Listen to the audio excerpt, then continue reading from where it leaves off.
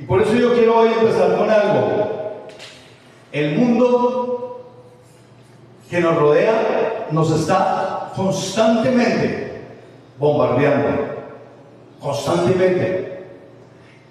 El sistema quiere que nosotros nos pongamos en corriente, que nos pongamos hacia donde Él nos quiere llevar. Que hagamos, inclusive sin darnos cuenta, nosotros resultamos siendo títeres del sistema. Sin darnos cuenta. Sin darnos cuenta, hacemos lo que el sistema quiere. Sin darnos cuenta, adoramos lo que el sistema nos dice que adore. Creemos lo que el sistema nos dice que creamos. Hacemos lo que el sistema nos dice que hagamos. Vamos a donde el sistema dice que vayamos. Y el mundo se está preparando en este momento. Se está preparando para algo grande para nosotros los que creemos en Jesús. Amén. Pero tenaz, algo terrible para aquellos que no creen. Para aquellos a los que, porque nos ha faltado a nosotros diligencia, no les hemos podido compartir. Porque estamos, y ya no hay que dudarlo, si usted no es de los que se para y mira cómo está la situación en este momento, en este preciso momento donde hay cantidad de señales.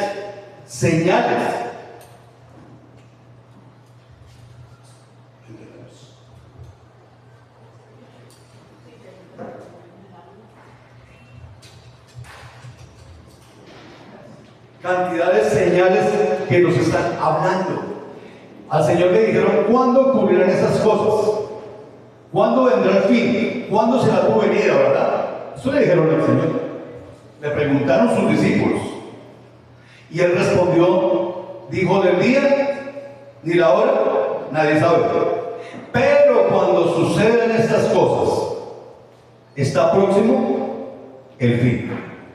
Pues hoy en día estamos viendo esas cosas de las que Él nos dijo. Si usted quiere ilustrarse más al respecto, en Mateo 24 y 25 está muy claramente, y empiece a asociar, empiece a identificar cómo está el mundo hoy, hacia dónde nos está conduciendo el mundo hoy, y usted se va a parar y va a tomar una decisión. Miren, les quiero ambientar esta enseñanza de hoy con algo. Ustedes han oído hablar del salmón, del pez. Es un pez que tiene una característica, y es que tiene la virtud o tiene la facilidad de vivir tanto en agua salada como en agua dulce. Y él empieza un ciclo. Él nace en una parte alta de un río, donde el río no es muy profundo, y se desplaza. ¿Hacia dónde? A través del río va bajando, siendo pequeño, después de que los huevos hacen oclusión, el pececito pequeño empieza a caminar. ¿Por qué? Porque es más fácil bajar que subir, porque es más ancho el camino que conduce a la perdición que el camino que conduce a la vida eterna. Lo quiero asociar con eso.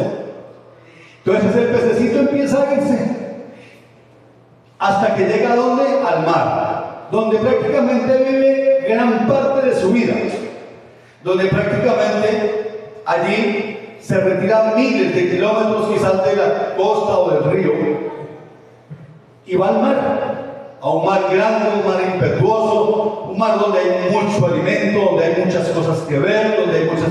Allá se queda ese pececito.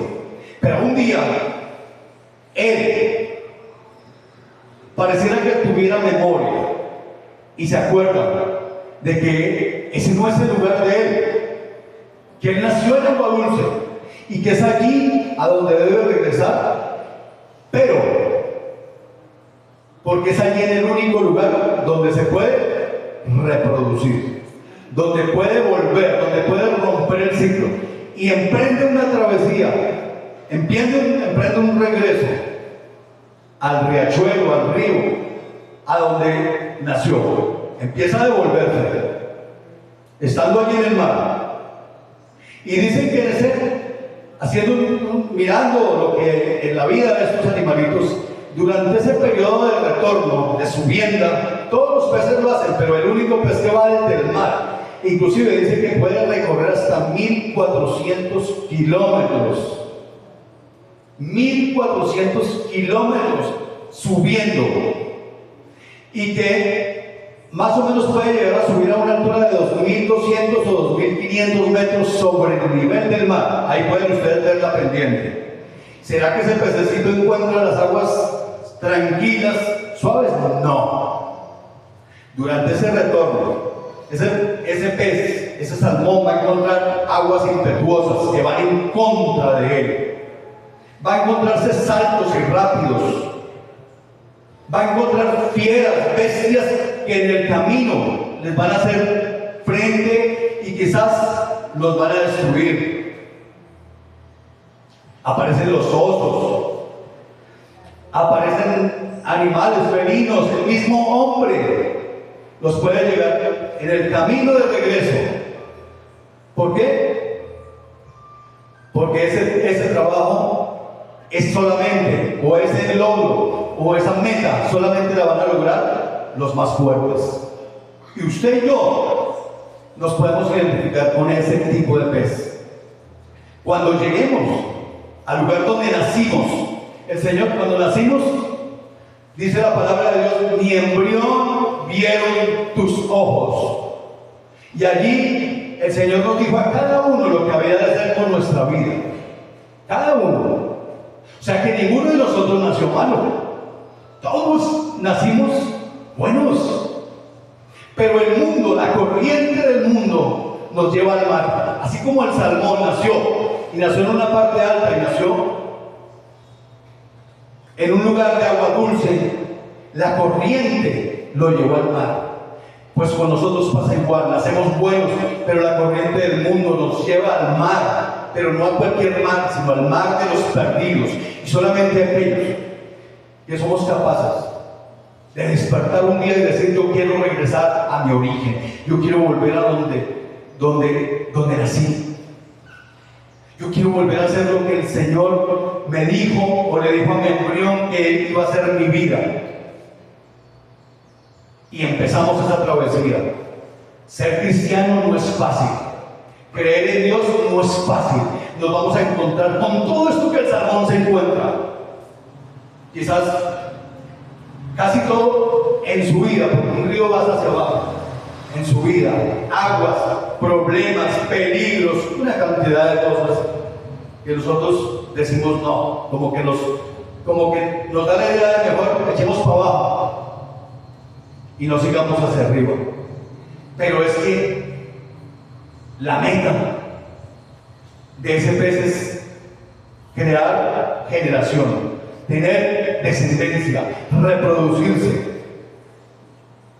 Entonces, cualquier similitud con lo que va a ser o con lo que es nuestra vida, con lo que hace el pez,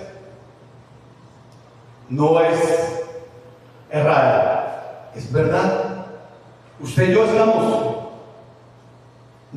estábamos en el mar de los perdidos, pero tomamos la decisión un día de irnos río arriba para llegar a nuestro origen, y allí nos vamos a reproducir, y no poquitos, vamos a reproducirnos mucho, porque si no, si fueran pocos, pues no tendríamos esa satisfacción de comernos ese salmón, ese pescado, esa trucha, porque la trucha es también de la misma familia, ¿cierto?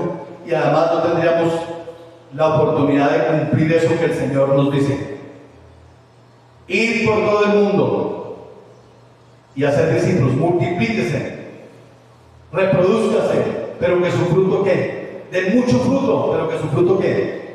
Permanezca.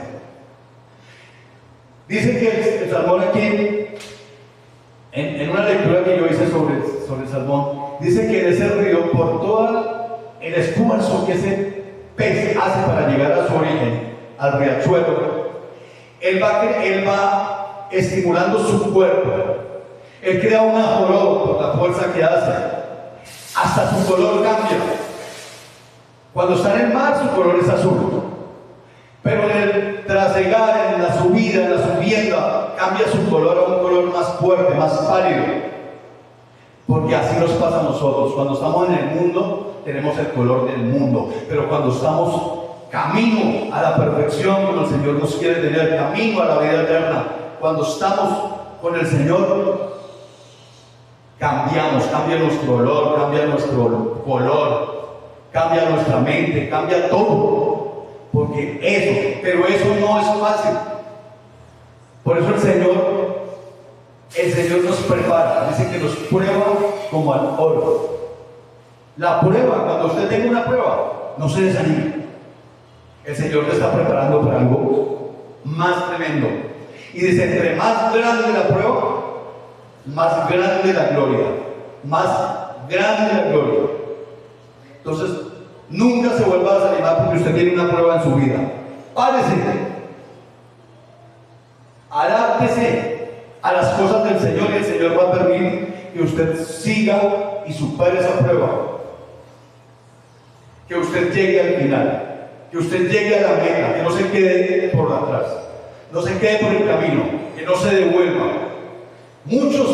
Hay muchos que nos sentamos en una silla como ustedes están hoy, y ya hoy no están en ningún lado. Se volvieron al mundo, porque fueron de los que empezaron la subienda, pero los atrajo lo fácil, los atrajo el mundo, la corriente del mundo, lo vistoso. Nosotros tenemos que hacer la diferencia. Y por eso yo quiero que hoy veamos a 4 personajes en la Biblia que estando en el río revuelto, un río tenaz, decidieron subir, ir en contra de la corriente. Por eso la enseñanza hoy se llama en contra de la corriente, en contra de la corriente. Por eso vamos a ir a Daniel 1. Vamos a leer todo el capítulo.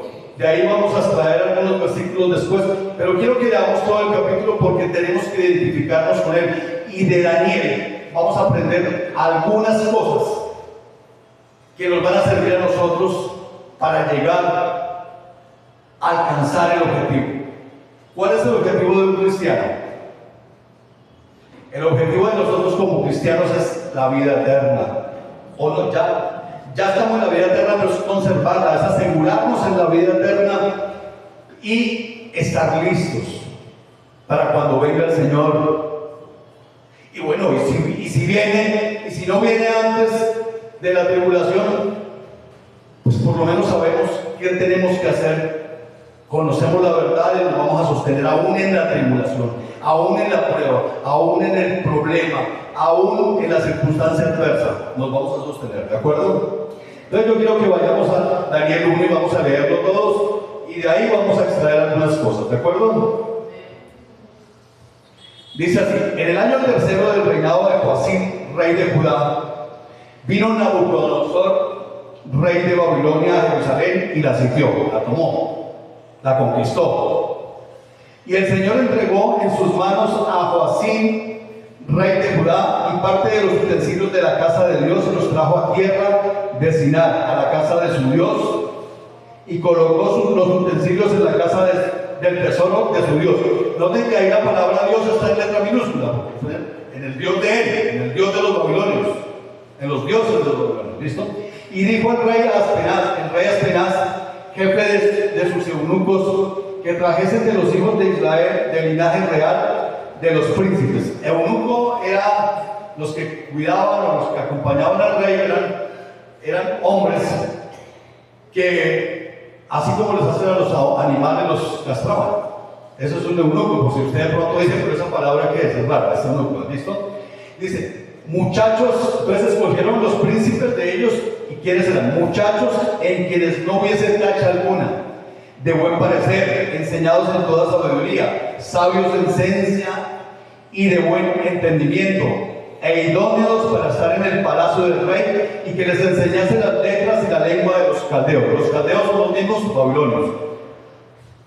Y les señaló el rey ración para cada día de la provisión de la comida del rey y del vino que él bebía, y que los criase 3 años, para que al fin de ellos se presentasen delante del rey.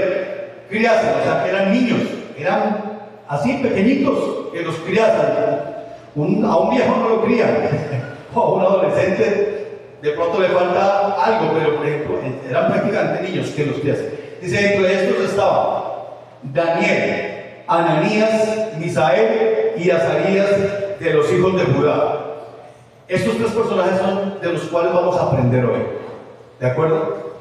A estos el jefe de los eunucos puso nombres, puso a Daniel Belsasar, a Ananías Sadrach, a Misael Mesac y a Azarías Abednego.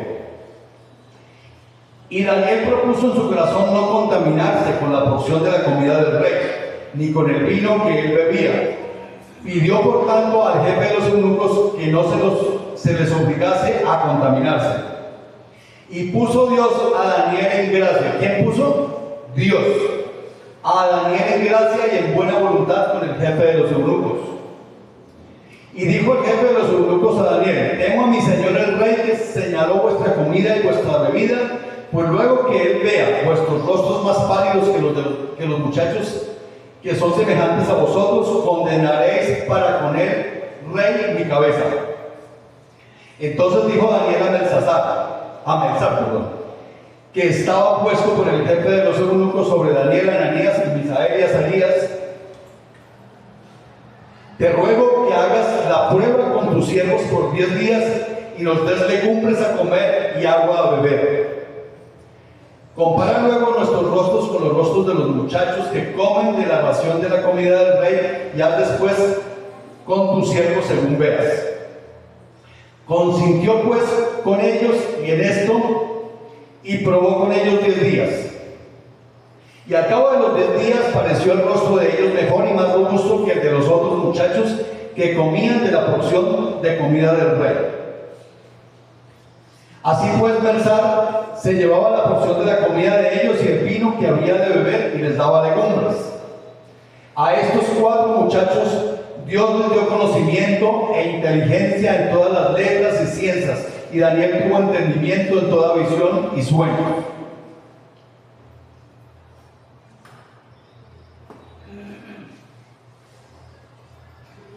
Pasados pues los días, al fin de los cuales había dicho el rey que los trajesen, el jefe de los eunucos los trajo delante de Nabucodonosor, y el rey habló con ellos, y no fueron hallados entre todos ellos otros como Daniel, Ananías, Misael y Azarías.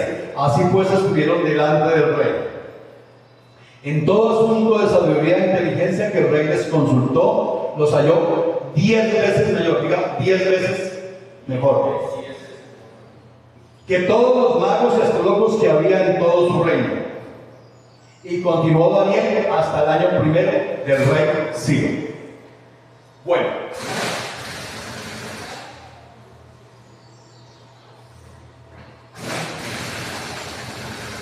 de estos 4 muchachos vamos a aprender la manera o algunas estrategias, algunas cosas con las cuales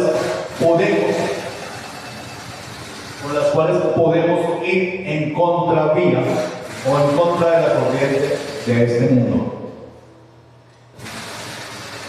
Yo quiero que cada uno de nosotros pongámonos en pie un momento. Pongámonos en pie.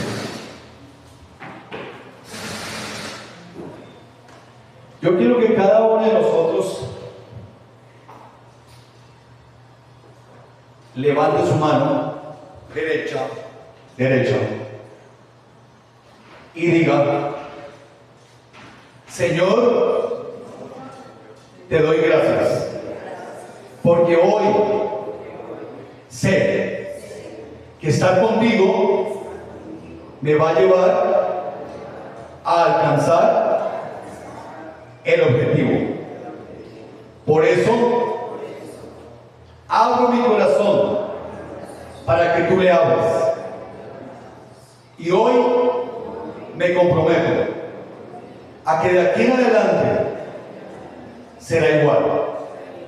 siempre estaré con el corazón abierto y dispuesto a recibir lo que tú me quieras dar. Amén. Tomemos asiento.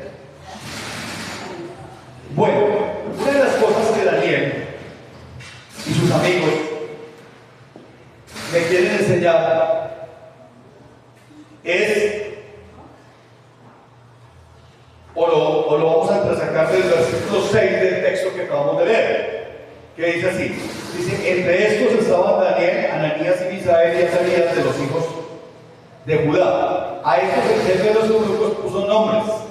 Puso a Daniel Belsasar, a Ananías Sadrach, a Misael Mesac y a Azarías Abednego. El sistema, así como sucedió con ellos cuatro, que quiere cambiar tu identidad. Quieres que tú dejes de llamarte como te llamas.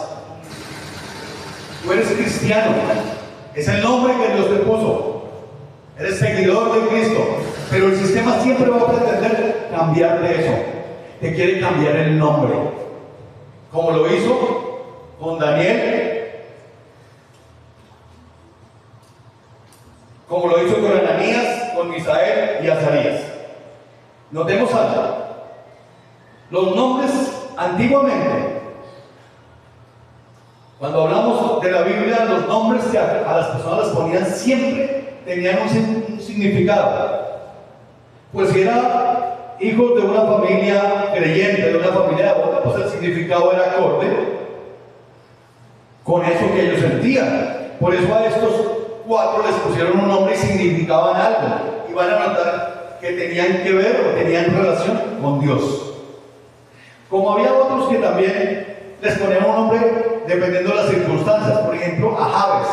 Jabes en la Biblia dice, y le pusieron Jabes porque Jabes significa daba luz en dolor. Pero él fue así usted que sus hermanos. Después hablamos de Jabes.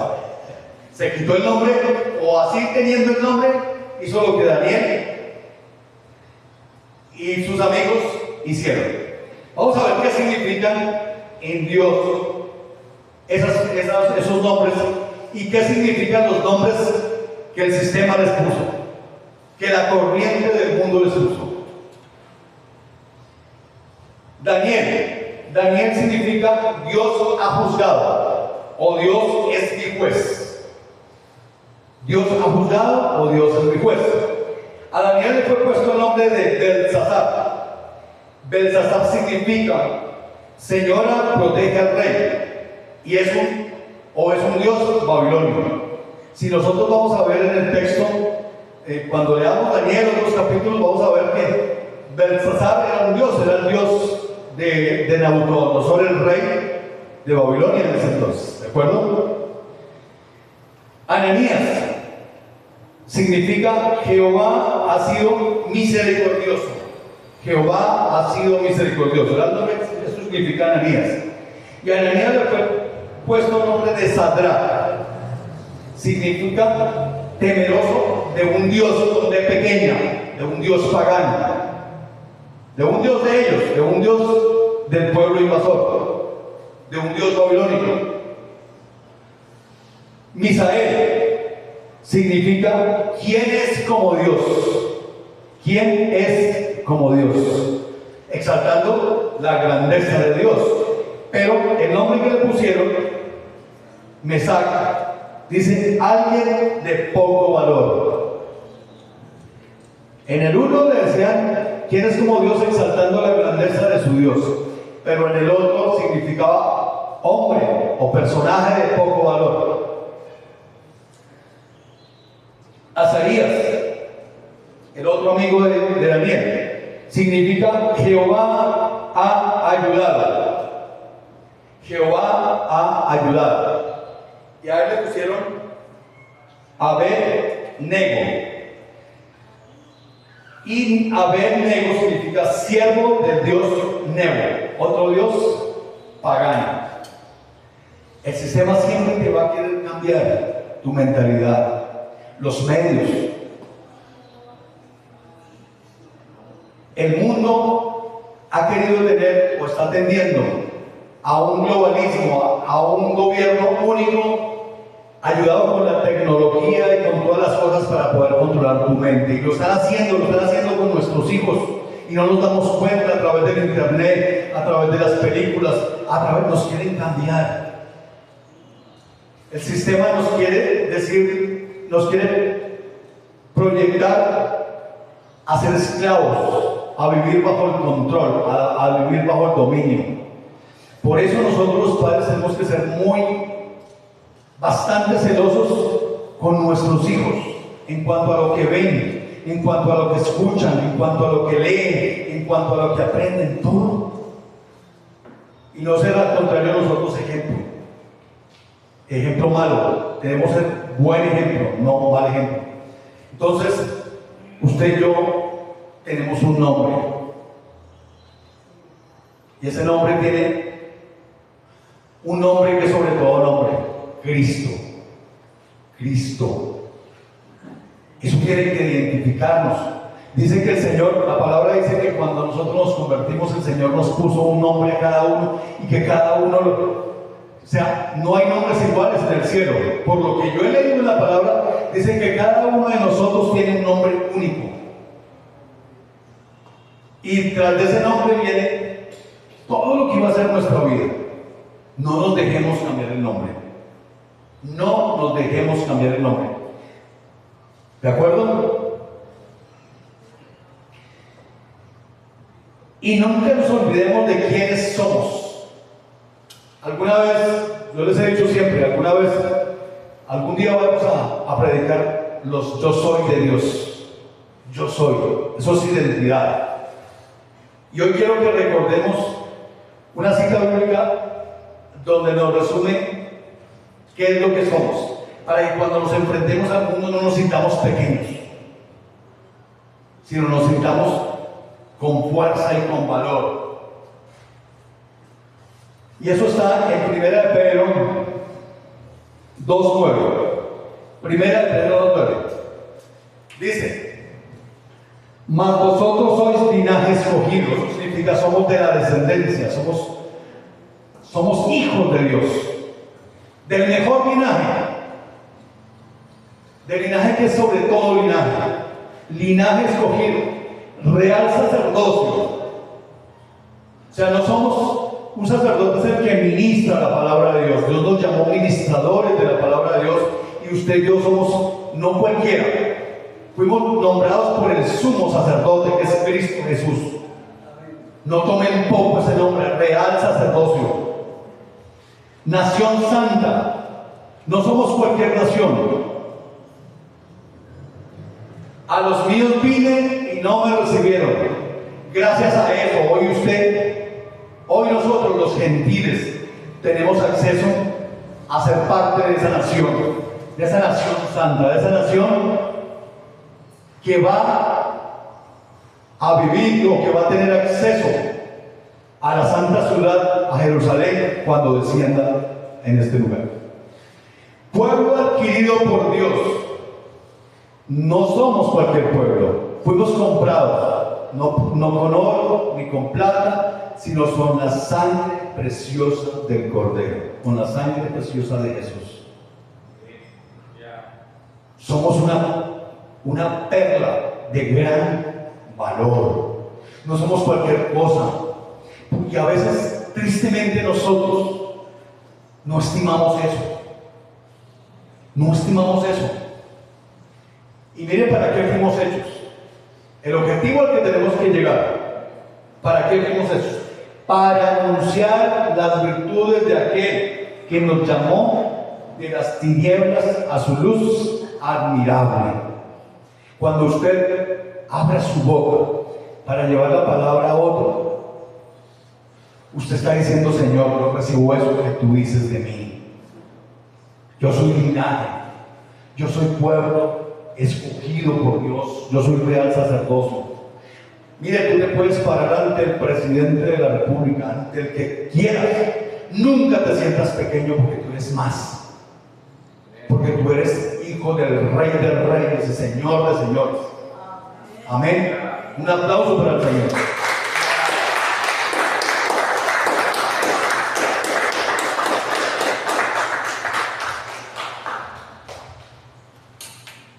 Algo que nos enseña también Daniel y sus amigos: no contaminarnos del mundo, no contaminarnos del mundo. El mundo busca dañar lo que hay en nosotros.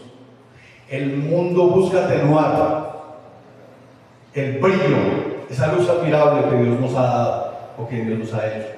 El mundo nos quiere controlar,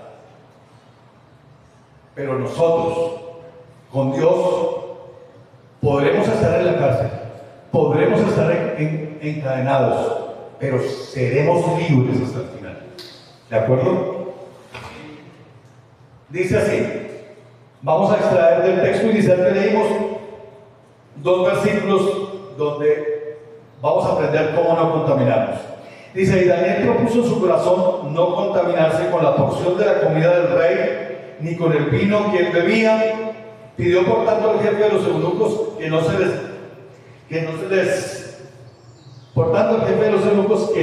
obligase a contaminarse. El otro. Y puso Dios a Daniel en gracia y en buena voluntad con el jefe de los eunucos. Ustedes imagínense este escenario. Acababan de tomar a Judá, el pueblo de Judá, un imperio el cual dirigía Nabucodonosor. O sea que no eran tiempos fáciles para los hijos de Judá, para estos muchachos. Quizás ellos estaban, así como dio la orden de Nabucodonosor que lo leímos, fueron tomados a la fuerza, fueron tomados de sus familias, de sus padres, porque muchos de sus padres murieron, los mataron, pero a ellos los tomaron. O sea que no era fácil, para ellos no era fácil, pero ellos tenían algo que sus padres habían sembrado en su corazón, y es que eran fieles a su Dios, que por encima de la adversidad, por encima de las circunstancias, aún peligrando su vida misma, se iban a mantener firmes y no se iban a contaminar. ¿Cómo lo hicieron? No fue solamente decir: no quiero comer la comida del rey. Lo hubieran podido haber hecho, y pues seguramente que el rey hubiera ordenado que los matasen, ¿sí o no? Pero ¿qué primero me imagino que hicieron ellos? Y lo vamos a ver. Me imagino que buscaron a Dios, oraron y le pidieron eso. Y por eso dice que Dios, porque Dios responde lo que yo le pido. Dice: y puso Dios a Daniel en gracia. ¿Quién lo hizo? Dios. O sea, solos no lo hubieran podido haber hecho. ¿De acuerdo? Entonces, somos productos de las decisiones que tomamos. Daniel y sus amigos debieron decidir entre hacer lo que hacían todos los demás o perderse entre ellos, o hacer que su corazón devoto se mantuviera firme en sus creencias, en lo que el Señor les pedía que hicieran. O sea, debo tomar una decisión. Siempre reitero esa palabra: decisión. Decidir es pararme en un punto del camino, pensar, acudir a mi Dios y emprender algo, decidirlo. Entre muchos caminos, vamos a poner dos: entre el camino estrecho y entre el camino ancho, yo tengo que tomar la decisión por cuál seguir. Ellos tomaron el camino difícil, el camino estrecho, porque se pusieron en contra, donde ellos venían de un pueblo con una política diferente, con unas enseñanzas diferentes, con una cultura diferente, con una tradición diferente, con todo diferente, y se les iba a poner un sistema nuevo. Pero ellos, a pesar de eso, siguieron firmes y tomaron la decisión de que, costara lo que les costara, iban a seguir firmes en sus convicciones. ¿De acuerdo? En la Biblia nos dice: es necesario obedecer a Dios antes que a los hombres, respondieron Pedro y los demás apóstoles. En Hechos 5:29. El sistema nos puede presentar muchas cosas, pero ¿qué es necesario? Obedecer primeramente ¿a quién? A Dios. antes que a los hombres, antes que al sistema, antes que a las corrientes de este mundo, a Dios.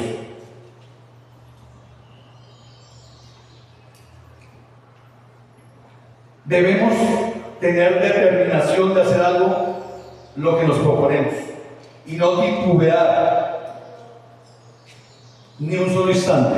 Cuando tomamos una decisión, determinarse es que voy a hacerlo, cueste lo que me cueste. Determinarse es estar seguro y no dudar un solo instante que lo que usted emprendió lo va a terminar. Miren, los salmones que duraron, quizás se devolvieron y allá están en el mar de los perdidos. Los salmones que superaron saltos, corrientes rápidas, que quizás se les escaparon por un hilito de la boca del oso, hoy en día pudieron llegar allá donde pusieron sus huevos y tienen miles de descendencia, miles de otros salmones. ¿De acuerdo? Continuando. ¿Listo? Entonces, otra de las cosas. Entonces, primero, decidir.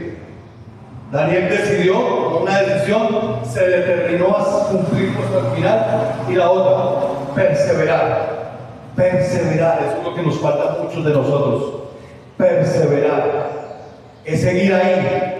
No importa si tengo que intentarlo 10 veces, no importa si tengo que caerme y lacerarme las piernas, las rodillas, me paro y continúo caminando. Es perseverar hasta que logre llegar al final. Perseverar. Tomás Alva Edison, un día, el inventor de la bombilla, lo entrevistaron, un periodista le dijo: don Tomás, ¿usted no cree que ya es tiempo de abandonar esa idea de hacer un bombillo, de tener una luz? Porque ha fracasado 1600 veces. Y él dijo: no he fracasado 1600 veces.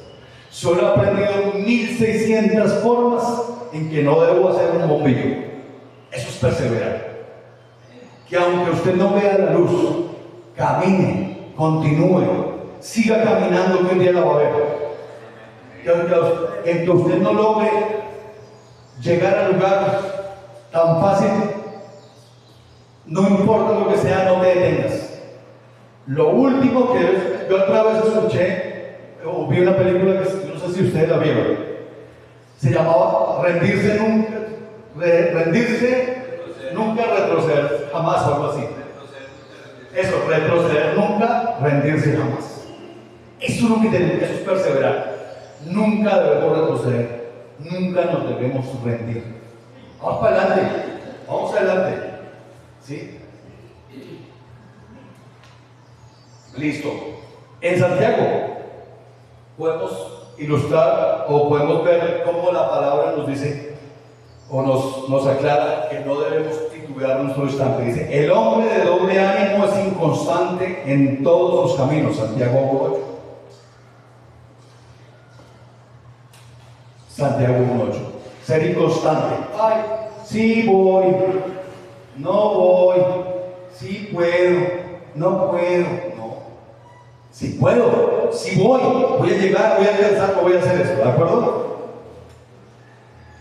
Otra de las cosas que estos 4 amigos, Daniel y sus 3 amigos, nos enseñan. Para ellos haber logrado eso, tuvieron que tener una dependencia total de Dios. Allá no tenían a sus papás, allá no tenían a sus líderes religiosos, allá no tenían al pastor ni a la pastora. Allá estaban solos ante el mundo, entre comillas, porque con ellos estaba Dios. ¿Y de qué dependía lograr ese objetivo? De que estaban aferrados, de que dependían 100% de Dios. Eso fue su fuerza. Esa fue su fuerza. Y si ustedes leen a Daniel, se van a dar cuenta este hombre cómo logró hacer cosas. Mira, estuvo en 2 imperios. Estuvo con el imperio babilónico y estuvo con el imperio medo-persa. Estuvo con muchos reyes, entre esos estuvo Nabucodonosor, Ciro el Grande, Darío el Medo, y y ya hubo otros, pero fueron imperios, o sea que Dios lo mantuvo, lo sostuvo hasta el final. Y por si fuese poco, dice que es el profeta de los gentiles, fue el que escribió sobre las cosas que han sucedido y las que están por suceder. Entonces, ¿cómo depender de Dios? Cuando ellos se atrevieron a hablar con el eunuco, con el jefe de los eunucos, es porque ya habían ido a doblar rodilla, ya habían ido a Dios. Ellos dijeron, ya hicimos lo que nos toca hacer, ahora vamos a hablar. ¿Usted quiere que Pedro, que al contrario lo criticamos? Yo soy uno de los que más lo critico y lo reconozco delante de Dios. Pero quizás la crítica no hace nada. Pero si doblamos rodilla y si nosotros vamos a Dios, Él lo puede cambiar. Él puede hacer que tenga un gobierno mejor. O por cualquier gobernante o por cualquier autoridad. ¿De acuerdo? Pero es ir a Dios. Entonces, ¿cómo es depender de Dios? ¿Qué? Porque dice, ¿cómo es su vida? De pronto uno dice, no, yo dependo de Dios. ¿Cómo lo hacen? Es que no es nomás decir dependo de Dios. ¿Sí? Entonces, para depender de Dios, ¿qué ellos hicieron? Una de las cosas que nos mostró Daniel y sus amigos fue integridad. Integridad con Dios. No es uno aquí en la iglesia, otro en la casa. Es mostrarse ante los ojos del público como en privado de la misma manera. Un corazón abierto, un libro abierto. Eso es tener integridad. Entonces, ellos eran íntegros. Ellos no simulaban nada. Y si nos notamos, muchas veces a ellos los llamaban y les quisieron imponer cosas y Dios los respaldó. ¿Sí? ¿Por qué los respaldó? Porque ellos tenían algo también grande. Tenían integridad, pero también eran hombres y mujeres de fe. Hombres y mujeres de fe eran aquellos. Estos cuatro se mantuvieron firmes en su fe. Nosotros, hombres y mujeres, tenemos que mantenernos firmes en nuestra fe. Hay una palabra que se me viene a esto a la mente, dice, ¿cuál es la victoria que ha vencido al mundo? Nuestra fe. La victoria que ha vencido al mundo es nuestra fe. Con esa es con la que nosotros podemos vencer, cambiar presidentes, cambiarles mentalidad a personas, a dirigentes, lo que sea. Con nuestra fe, ser íntegros, y con esta otra cosa, con esta otra elemento que el Señor nos enseña, y es que Daniel y sus amigos fueron hombres de oración. De oración. Si ustedes leen el texto, en Daniel dice que Daniel oraba 3 veces al día. Y no de cualquier forma, él se arrodillaba, se postraba. O sea, estaba en una constante comunión con Dios. Es necesario tener una comunión constante con Dios para no perder el ánimo. Es necesario apoyarnos. Daniel no estaba solo, estaba con sus amigos, con sus 4 amigos. Yo me imagino que ellos tuvieron en algún momento desánimo, pero el uno animaba al otro y el otro al otro, y si se desanimaban los 4 se arrodillaban y buscaban la ayuda, la protección divina. Y por eso Dios los llevó a conseguir o a lograr ese objetivo. Orad en todo, orad sin cesar, dice Tesalonicenses 5:17. Orad sin cesar. Orad sin cesar. Proverbios 27. El justo anda en su integridad. Cuán dichosos son los hijos después de él. El que es íntegro lo hereda. El que es íntegro deja descendencia íntegra. Camina en su integridad el justo y sus hijos son dichosos después de él.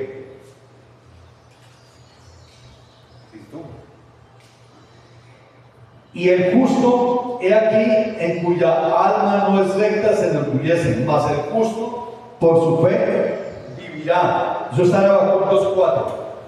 Cuando estábamos hablando de que ellos eran hombres de fe. El justo, por su fe, vivirá. Usted y yo somos llamados en la Biblia justos. No porque seamos justos, sino porque somos discípulos del único justo, de Jesucristo. Somos llamados también santos, no porque seamos santos, sino porque seguimos al Santo de Israel. Amén. Bueno, vamos a la conclusión. Estos 4 hombres alcanzaron el objetivo. Cuando ellos tuvieron la prueba de los 10 días para alimentarse de verduras, no de los manjares que comía el rey, ni del vino del rey, y fueron presentados al rey, ¿cómo los encontró el rey? Después de 10 días no estaban pálidos como el eunuco había pensado que estaban, pero después de 3 años, dice que Nabucodonosor los encontró 10 veces mejor que todos los demás, porque no fueron ellos 4 los únicos que vinieron de Judá, fueron muchos, pero de los 4 ellos marcaron la diferencia. Ellos fueron 10 veces mejores. El Señor les dio en su formación espiritual la capacidad de interpretar sueños, de ver visiones. Les dio en medio de todas las cosas, les dio también la capacidad, o les dio también conocimiento secular. No solamente eso, porque el rey no iba a tener solamente ahí estos, no, ellos tuvieron que aprender el lenguaje de los babilonios, tuvieron que aprender su cultura, sin perder su identidad, sin dejar de ser íntegros. ¿De acuerdo? Entonces, la palabra dice, cuando Jesús hizo una oración, ¿qué dijo? Jesús oró por nosotros y dijo: Señor, no pido que los saques del mundo, pero que los guardes del mundo. Eso fue lo que sucedió con Daniel. Ellos no podían irse de ahí, estaban esclavizados, pero el Señor, la ayuda no fue sacarlos del mundo. Estando allá dentro de la miel, permitió que ninguno de los dos se untara de esa miel. Entonces el Señor nunca va a querer meternos en un cubículo de cristal donde el mal no nos toque. El Señor, porque nosotros somos luz en medio de las tinieblas. Nuestra luz, y la luz que portamos no es cualquier luz, es la luz admirable, es la luz que es de Jesús, y esa luz debe resplandecer, esa luz debe llegar a todo lugar, esa luz debe mantenerse encendida, y de la única manera que lo podemos hacer es dependiendo de Dios, teniendo siempre comunión con Dios, orando, intercediendo, aprendiendo de la palabra. Todo esto lo tenemos que hacer, porque el Señor nunca dijo que era fácil. Yo no sé por qué hay algunos cristianos que creen que cuando se convierten todo se vuelve mágico. Mentira, eso no es mentira. El Señor nunca pidió sacarnos del mundo, y además de eso dijo: en el mundo tendréis aflicción, pero no se preocupen, yo he vencido al mundo. Yo he vencido al mundo, Él ha vencido. Él no nos enseñó, o Él no nos cuida quitándonos los problemas. Él nos cuida y nos ayuda a enseñarnos cómo solucionamos los problemas. Así que quitémonos ese sentido de que ser cristiano es fácil. No es fácil. No es fácil. No es venir cada 8 días o cada 3 días a sentarse en una silla. Si usted verdaderamente se siente identificado como un hijo de Dios, es mucho más que eso. Porque realmente el ministerio no está sentado aquí en una silla, ni está aquí en un púlpito. Ese no es el ministerio. El ministerio está cuando yo, estando en el mar de los perdidos, tomo la decisión de regresar a mi origen, pero no me voy solo. Tengo que irme. Tengo que arrastrar a muchos para que también se reproduzcan, para que también se multipliquen. Estos 4 hombres, si ustedes leen a Daniel, pasaron pruebas, no cualquier prueba. Si hablamos de Daniel, Daniel fue librado del foso de los leones. Lo metieron en un foso con leones que devoraban cualquier ser vivo que le pusieran enfrente. Pero la fe, la constancia, la dependencia total de Dios permitió que Daniel, los leones ni siquiera abrieron su boca. Y los otros 3 fueron metidos a un horno de fuego. A un horno que, aunque inclusive los soldados que los empujaron allá al horno murieron. Estaba tan caliente ese horno que murieron. Pero ellos 3 vivieron. El rey Nabucodonosor, no, ahí no fue el rey Nabucodonosor, ahí fue Darío. El rey Darío se paró y dijo: no fueron 3 los que echamos en el horno de fuego, es que veo 4, veo a uno como un hijo de hombre que se camina con ellos. Jesús estaba con ellos ahí. Jesús los acompañaba. Por eso les digo, aunque venga la prueba, aunque venga la circunstancia difícil, es cuando más te debes pegar de Dios, porque Él va a estar contigo y va a hacer que tú superes eso. Y todos, y a la postre, Daniel escribió, o le fueron confiadas cosas tremendas sobre lo que es, lo que fue, lo que es y lo que va a ser este mundo. Y estamos próximos. ¿Cómo estás tú? ¿Vas a seguir? Quizás en el río, pero ahí cerquita del mar, por si acaso se te ocurre devolverte. O vas a caminar y te vas a poner de verdad en la brecha y vas a decir: no, yo salí del mar no fue para quedarme en la orilla, ni para quedarme aquí a 1 kilómetro del mar. O otros con un pie en el mar y el otro en el río. No. Si usted tomó la determinación, la decisión y la determinación de ir a su origen, de ir a donde Dios te quiere llevar para multiplicarte, no te muevas y avanza, camina sin desmayar. Vencer o morir. No te preocupes que si te mueres, ahí en el río el Señor va a estar ahí y va a ver tu labor. Y por eso quiero que leamos para finalizar un versículo que está en Apocalipsis. Este está Apocalipsis. Ya te digo. Ese creo que no lo di allá, pero ya lo buscamos acá y ya te digo cuál es. Apocalipsis. Para darles la cita, porque pues el verso lo tengo acá. Es Apocalipsis 2.10. Apocalipsis 2.10. Dice: no temas en nada lo que vas a padecer. Si tomaste la decisión, no temas en nada lo que vas a padecer. He aquí el diablo echará a algunos de vosotros en la cárcel para que seáis probados y tendréis tribulación por 10 días. No será fácil. A muchos de nosotros quizás vamos a ser sometidos a las pruebas de fuego, a pruebas tremendas, a pruebas que no nos esperamos ni nos imaginamos. Pero mire la promesa de Dios. Dice: y tendréis tribulación por 10 días. Pero Dios nos pide una cosa: sé fiel hasta la muerte, y yo te daré la corona de vida. Sé fiel, sé firme, sé constante, persevera hasta el final, no te detengas,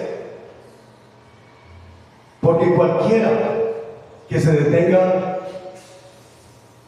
va a perder lo que han dado. Vamos adelante, vamos a alcanzar, que seamos los que estamos vigilantes, siempre esperando la venida del Señor que está próxima. está próxima. El Señor nos va a dar lo que les dio a esos hombres: sabiduría, entendimiento para leer los tiempos, para ver lo que está sucediendo en el mundo y no ser ajeno. Hay muchas coincidencias, dice el mundo. Yo le digo, no son coincidencias, son diosidencias. Caos. Te puedo decir algunas.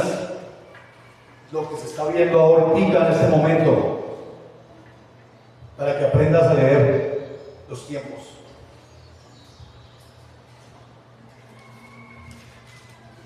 Tenemos la política en crisis a nivel mundial. La economía tenaz. O sea, el sistema, las potencias juegan con nosotros como si fueran tigres.